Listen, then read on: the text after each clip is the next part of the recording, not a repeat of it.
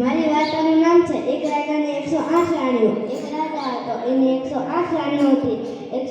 એ રાજા હતો તે જરી જરી ભૂલકાનો હતો. તો તેની 100 રાણીઓ હતી તે તેની કઈ કામની ન હતી, અને 8 રાણીઓ હતી તે તેની બહુ ખાસ હતી. તેની પાસે નવા નવા ઘરેણાં, નવા નવા કપડાં, તેની પાસે ઘણી બધી દાસીઓ. તે બહુ ખુશ રહેતી હતી. અને તેની એક દાસી હતી તે 8 રાણીની ખાસ હતી. તે દાસી હતી તે કહે કે હું આવી સુંદર છું તો આ બધા એના ઘરેણાં કપડાં હું પહેરી લઉં તો હું કેવી સુંદર લાગીશ.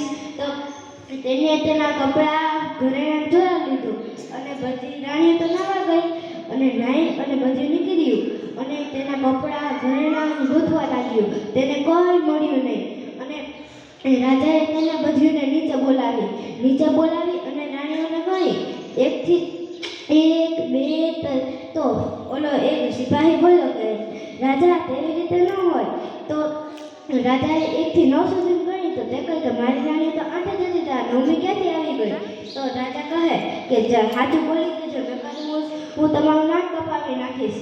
નાક કપાવીની વાત કરી તો દાસી ગભરાઈ ગઈ કે મારું નાક કાપી નાખે તો મારું શું થશે. તો રાજાએ એક માણસને બોલાવ્યો. તે બાળપણથી જ એક શિયાળ સાથે રહેતો હતો. શિયાળ હતા તે જેમ જંગલી થઈ ગયો હતો, એટલે તેને કુવાડો આપી અને કહે કે જે ખોટું બોલતું હોય તેનું નાક કાપી નાખે.